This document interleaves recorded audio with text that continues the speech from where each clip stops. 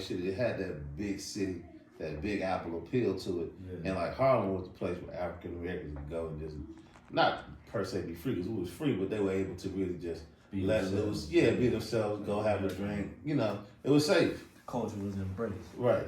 Yeah.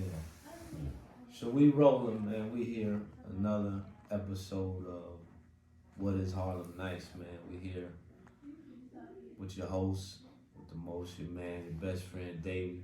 Got another special guest this evening, man. Got my man, P. Most know him. If you don't, you should. So we got him here today, man. Go ahead and introduce yourself. I'm Paul Sadler. Do a little bit of everything, you know, representing for Hennessy, Lotus Lounge, Hollywood Hookah, Sadler Enterprise, a little bit of everything. But, you know, we're here to talk about the Renaissance and Harlem Nights. So, yeah, Harlem Nights, November 17th, man. So, primarily, again, just for those, if this may be your first episode, because we may, when they say you on it, we might have some new people watching. Like, Paul, so the primarily the point of this TV series was created just to give people a more in-depth idea of what actually we trying to embody on the 17th of November for the Harlem Nights experience, man. Like I said, most Harlem Nights events is surface. You know, you got your dress code and then you got the party. And that's pretty much it.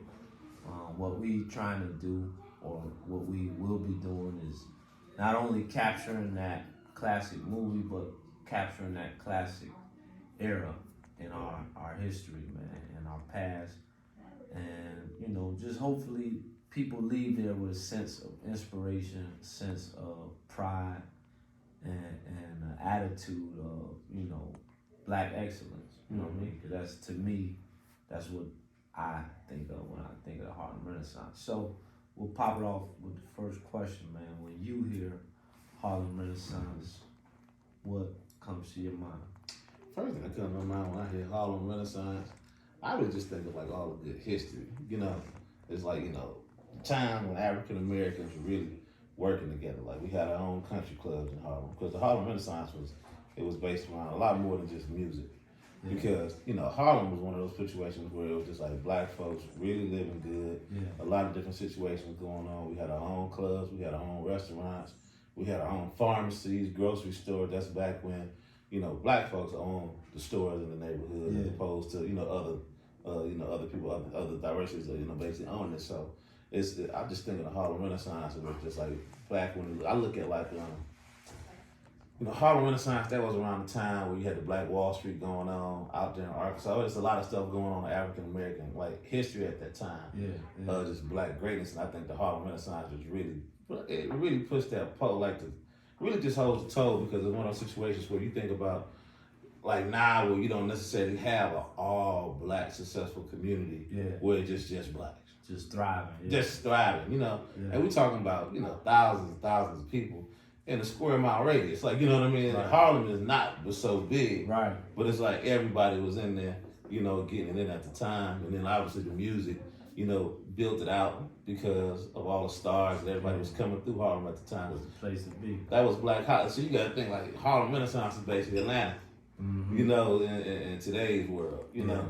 So everybody was going through the Harlem Renaissance to make it happen. So that's what pops in my head. Just really just strong history of African Americans, from I would say business to music to a little bit of everything. Cool. Yeah. Cool. So throughout these interviews, man, after we finish with that question, I asked the guests if you could categorize, or if you could just sum up the Harlem Renaissance in one word. What would that word be?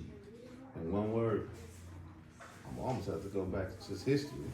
History? Yeah, because it's just the story of the Harlem Renaissance. Yeah. You know, like before we started the table, we were talking about how Harlem Renaissance was basically the lead up to Motown and all this other, you know, just African American history in general, like all the history. Because even if you go to the Migos, like, are the Migos without the Harlem Renaissance happening? Yeah.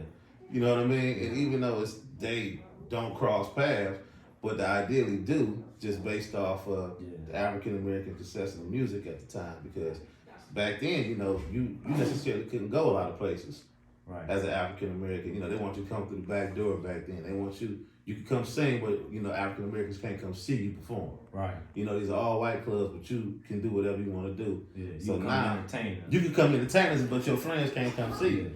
But in Harlem, you know, you could. So that's history. Yeah. You know, because it's one of those situations where it's just like, hey man, like this is where we could do what we wanted to do. Yeah. You know, at a time where we couldn't do what we wanted to do. Yeah.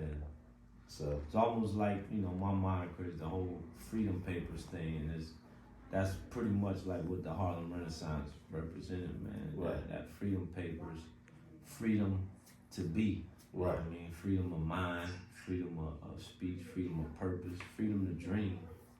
Most of anything, I think that's one big thing that was suppressed with us coming into this country. Just our freedom to dream was stripped. For sure. Amongst everything else, but Harlem Renaissance kind of was like that launching pad for your dream, your ambition, you know, your purpose, your hopes. So, good points, man. Right. History. So I remember that. So out of all the interviews, nobody has repeated one yet. So that's a good thing, man. Nobody has repeated the same one word yet. Okay. So that's dope, man. So, lastly, the question, Harlem Nights, again, that's the name of the event, November 17th, Harlem Nights. Beautiful movie, I'm sure you've seen it. Right. I'm even going to assault you, your black card and ask you. Right. I've seen it, man. But when you think of Harlem Nights, man, what's your favorite part? What's my favorite part of Harlem Nights? There's so many good parts of Harlem Nights, man. Yeah.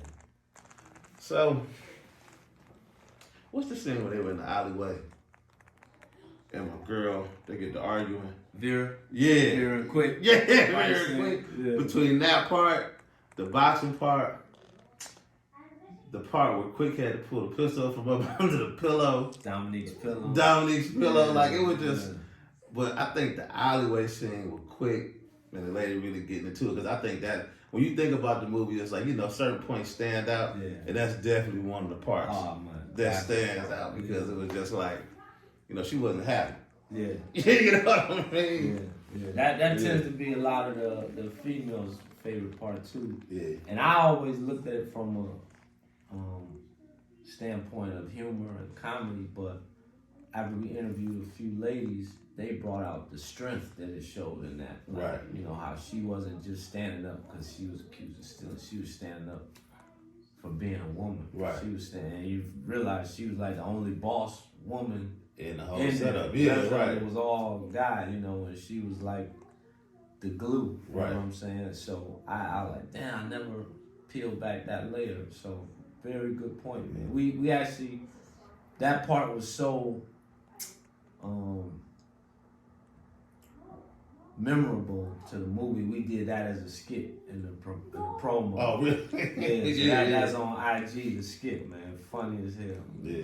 Funny as ever, man. But that's a good one to do. Yeah. I appreciate it, man. Nonetheless, man, I need y'all to be in the building if you can, man. You know, table, drinks, unlimited food, unlimited family style serving, and of course the entertainment, man. Right. So November 17th, be there. Don't miss the experience. Harlem Nights. We out. Peace.